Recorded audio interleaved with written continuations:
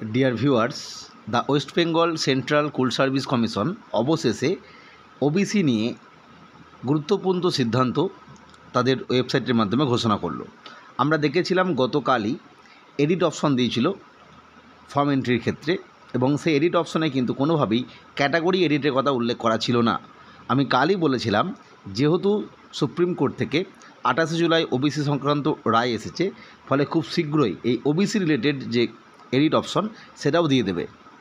ইতিমধ্যে আমরা দেখতেই পেয়েছি অফিসিয়াল ওয়েবসাইটে সেই রিগার্ডিং তথ্য এসে গেছে, সেই নিয়ে আমরা ডিটেলসে আলোচনা করব। তাই প্রত্যেককে প্রথমেই আমাদের এডুকেশন চ্যানেল শতভিসা এডুকেশনে ওয়েলকাম জানাচ্ছি এবং রিকোয়েস্ট করে রাখছি, এই ধরনের এডুকেশনাল ভিডিও পেতে চ্যানেলটিকে সাবস্ক্রাইব করে রেখো।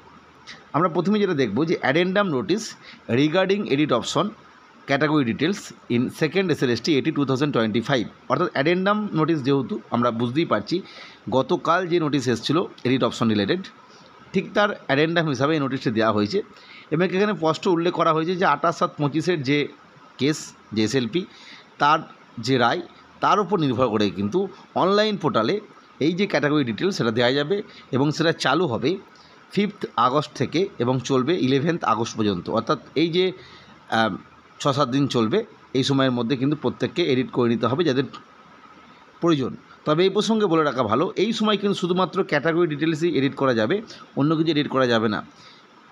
ফলে যারা অন্য কিছু এডিট করতে চাইছো তাদের যে এডিট অপশন দিয়েছে তার এর আগেই শেষ হয়ে যাবে, সেটা 3 তারিখ পর্যন্ত। সেই সময় কিন্তু এডিটগুলো করে নিও, সেটা name, date of birth, father's name, gender, এইগুলো গুরুত্বপূর্ণ বিষয়। অনেকে বুঝতে পারছো না এই মুহূর্তে যে কোন কোন ওবিসি এখানে নেওয়া হবে বা এইসব কিছু। তোমাদের ক্ষেত্রে সুবিধার্থে বলে দেওয়া হয়েছে যে অবশ্যই ক্যান্ডিডেট যে আইডি রয়েছে সেটা দিয়ে লগ ইন করে এডিট অপশন যেটা রয়েছে ক্যাটাগরি এডিট, সেখানে এডিট করলেই ড্রপ ডাউন মেনু থেকে তোমরা কিন্তু তোমাদের যে সাব ক্যাটাগরি, দ্য কমিউনিটি, সেই সাব কমিউনিটিটা চয়েস করতে পারবে। এবং তার সাথে সাথে সেখানে কিন্তু লিখতে হবে যে ওই যে সাব কমিউনিটি, সাব ক্যাটাগরি, এবং তার সঙ্গে সঙ্গে ইস্যুইং অথরিটি, অর্থাৎ সার্টিফিকেটটা ইস্যু করেছে সেটা কিন্তু এখানে লিখতে হবে, সেপারেট টেক্সটের কিন্তু আলাদাভাবে লিখতে হবে। এবং গুরুত্বপূর্ণ বিষয়, যেহেতু এই ডিসিশানটা সম্পূর্ণভাবে ফাইনাল ডিসিশান নয়, ফলে any final decision will be subject to outcome of pending legal proceedings. অর্থাৎ পরবর্তী ক্ষেত্রে যেহেতু আমরা জানি যে সুপ্রিম কোর্ট বলেই দিয়েছে হাইকোর্ট স্পেশাল বেঞ্চ তৈরি করবে এবং রিগার্ডিং তথ্য দেবে, অর্থাৎ রায় দেবে, সেই তথ্যের উপর নির্ভর কিন্তু ফাইনাল ডিসিশান আসবে। আপাততভাবে সবাই যেটা চিন্তা করছিল ওবিসি যে এডিট ব্যাপারটা, কারণ অনেকে ওবিসি সার্টিফিকেট দিতে ওবিসি ক্যাটাগরি হিসেবে ফর্ম এন্ট্রি করেছিল প্রথম দিকে, পরবর্তী ক্ষেত্রে ওবিসির টোটালটাই বাদ দিয়ে দেওয়া হয়, সেক্ষেত্রে ওবিসি বা ওবিসি ক্যাটাগরিটাই ছিল না। যাই হোক, ফলে আমরা বুঝতেই পারছি যে ওবিসি এডিট কিন্তু এসে গেল।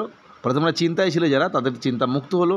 অবশ্যই তোমরা 5 তারিখের পর থেকে শুরু করো, দেখো কোন কোন এডিট অপশনে কোন কোন সাব কমিউনিটি বা সাব ক্যাটাগরি রয়েছে, সে অনুযায়ী চয়েস করতে হবে এবং তারপরে অথরিটি লিখতে হবে।